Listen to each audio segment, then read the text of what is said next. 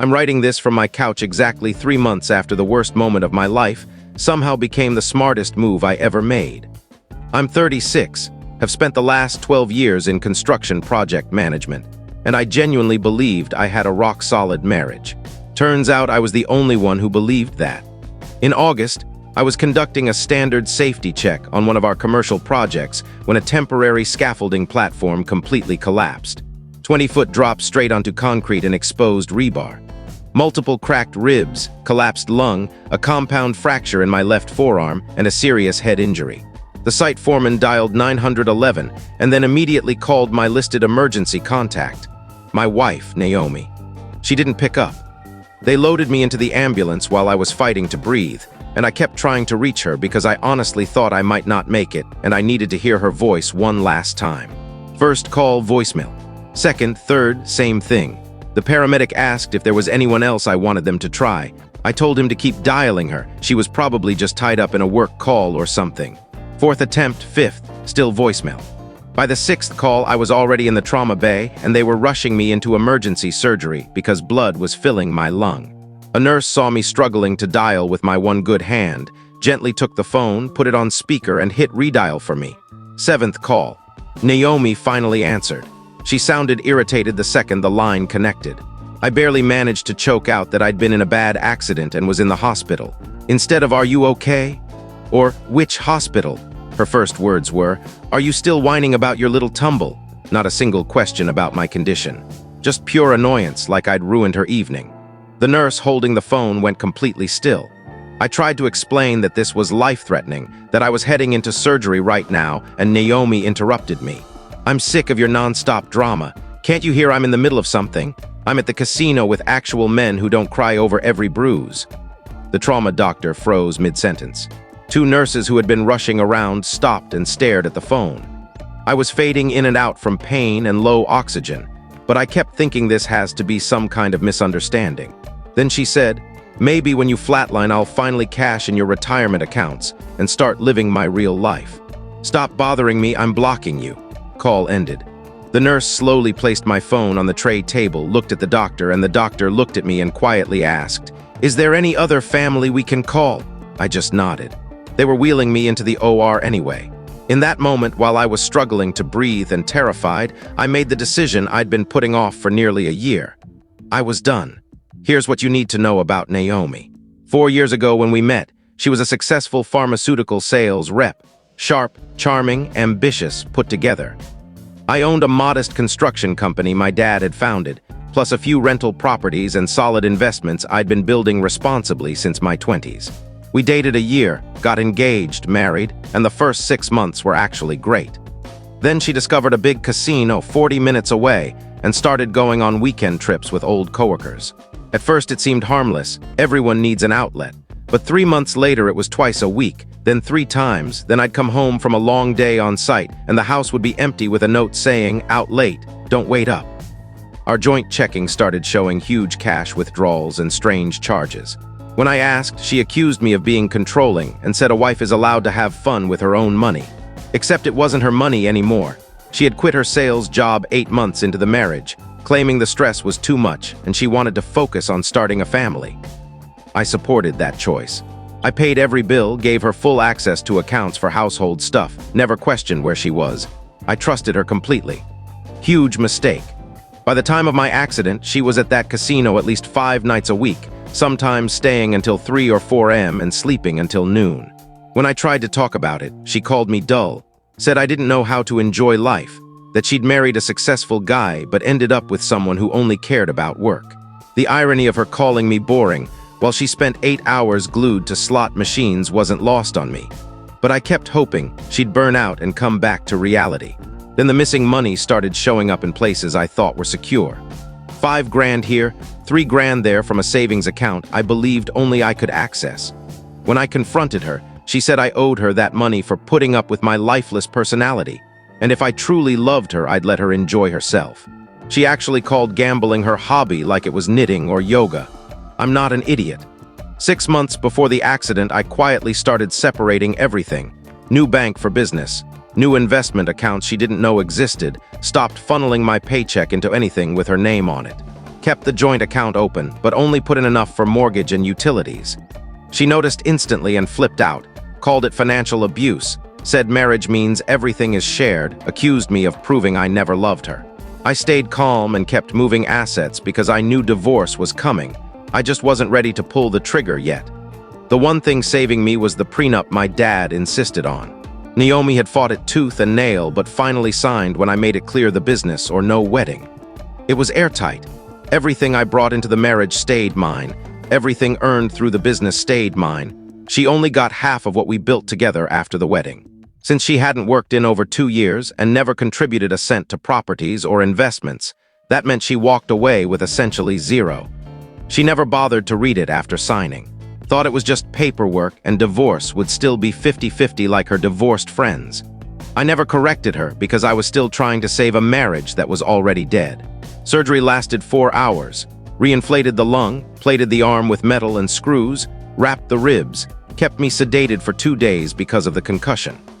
My cousin Daniel showed up 6 hours after the accident because the hospital had my dad as secondary contact, and Dad called Daniel, who lived 20 minutes away. Daniel never left my room while I was unconscious, brought clothes, handled my phone, kept the business updated. He saw the 7 missed calls to Naomi and that she'd actually blocked me. He didn't say anything while I was recovering, but his jaw was clenched the whole time. Daniel's wife April had never liked Naomi. She always said something felt off. This confirmed every instinct she'd ever had. I woke up on day 3. First thing Daniel asked, "Do you want me to call your wife or are we done with that?" I told him we were done. He asked if I wanted his honest opinion and I said not yet. I just needed to heal and figure out next steps. Naomi never came to the hospital, never called from another phone. Nothing. The nurses noticed. My doctor noticed. On discharge day, the doctor flat out asked if I had a safe place to recover or if I needed social services because my wife clearly wasn't coming. I told him I'd stay with Daniel. April had the guest room ready before I even got there. We stopped by my house so I could grab clothes. Middle of the afternoon on a Wednesday, Naomi's car wasn't in the driveway. We all knew where she was. Inside, casino player cards, match play coupons, and promo flyers were scattered all over the kitchen like confetti. I took pictures of everything.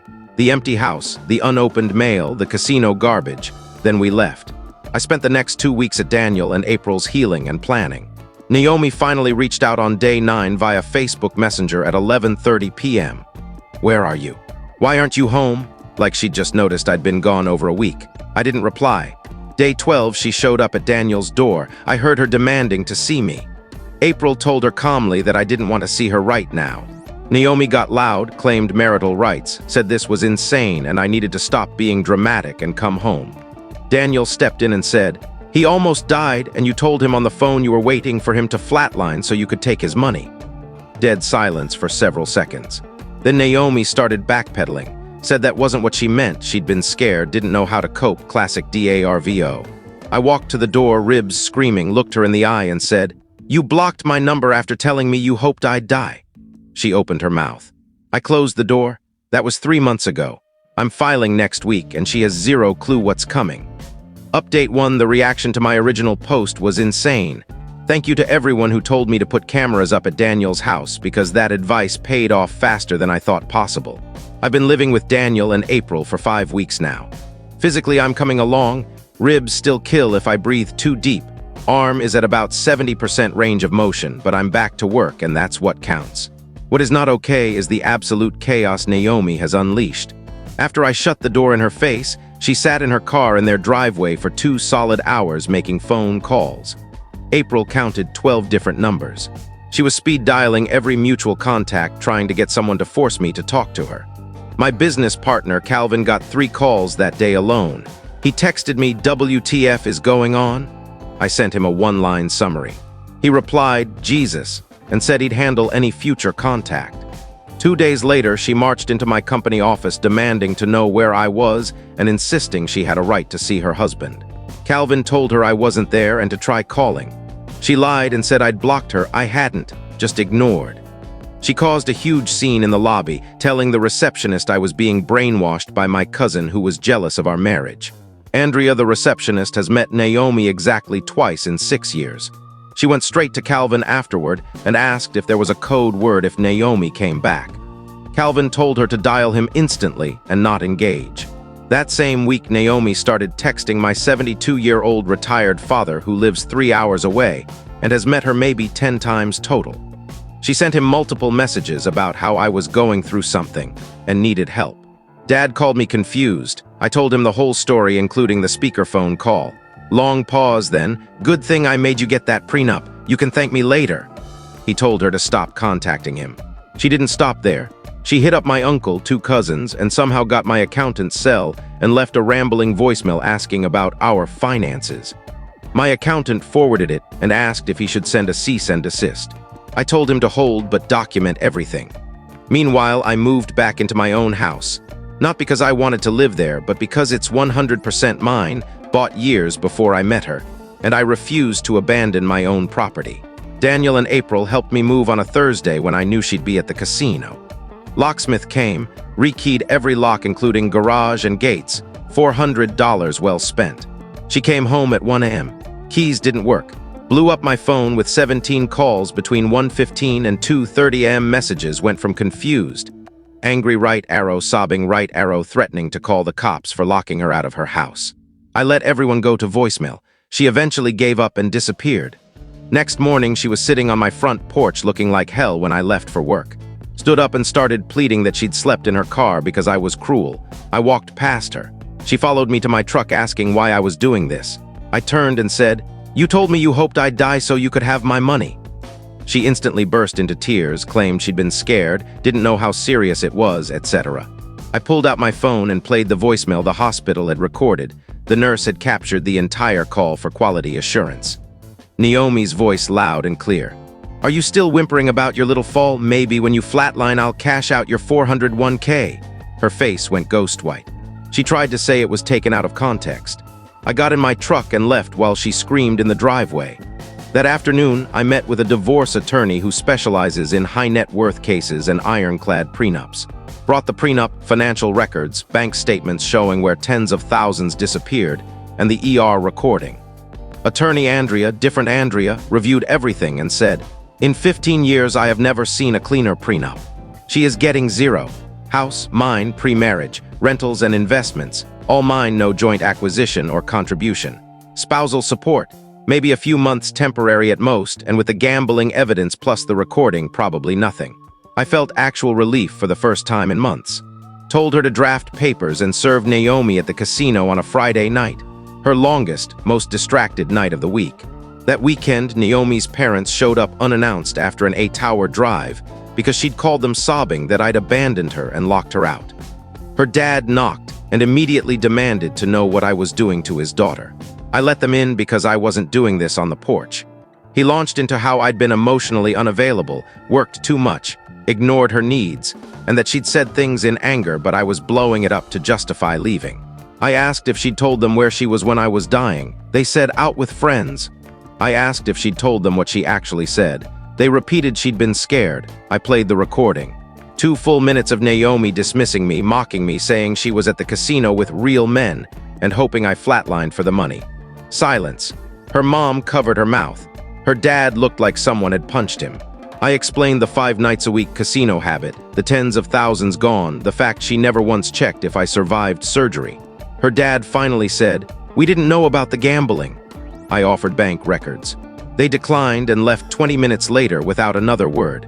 That night, Naomi called raging that I had no right to humiliate her to her parents. I pointed out she called them first with lies. She hung up. 2 days later, I got texts from a random number, Naomi using a friend's phone, demanding we talk reasonably about the house and accounts before it got ugly. Last text threatened that her lawyer said she was entitled to half and she'd ruin my reputation if I didn't give it to her. Forwarded everything to Andrea. Andrea had the papers ready. I told her to serve Naomi at the casino Friday night. Update 2 Friday happened, and it was both worse and better than I imagined. Process server found her at 9 p.m., confirmed delivery at 9:43. I sat with a beer waiting for the explosion. 10:15 p.m. call from another borrowed phone. She was screaming before I even spoke, called me a liar, a fraud, claimed she'd emotionally supported me for 3 years, said the prenup was signed under duress because I'd pressured her. I pointed out that's not duress, that's a condition of marriage, and she'd had weeks to take it to her own lawyer. She claimed the language was too complicated. I said that's why people hire lawyers. She switched to crying, said marriage is partnership. She sacrificed her career for me. Now I was leaving her destitute. I reminded her she quit voluntarily and I'd supported her for over 2 years while she gambled. She claimed I deliberately made her dependent to control her. The mental gymnastics were Olympic level. I told her to have her lawyer contact Andrea and hung up. Saturday morning, Calvin called. Naomi had shown up at one of our active job sites claiming to be part owner and demanding to speak to the foreman. Calvin had to drive out and escort her off while she screamed I'd stolen her business investment. She never invested a dime. Calvin asked if we needed a restraining order for job sites. I said let's wait. Sunday, Naomi's dad called and asked if we could meet. I agreed out of curiosity. Tuesday at a diner. He looked exhausted. Said Naomi was hysterical about getting nothing. Claimed she had no job, no savings, would be homeless. Admitted she'd confessed the gambling and promised to get help. Said she'd been talking about hurting herself. I asked if she'd actually threatened it or was just being dramatic. He admitted he didn't know but couldn't risk it. I told him I was sorry, but it wasn't my responsibility anymore.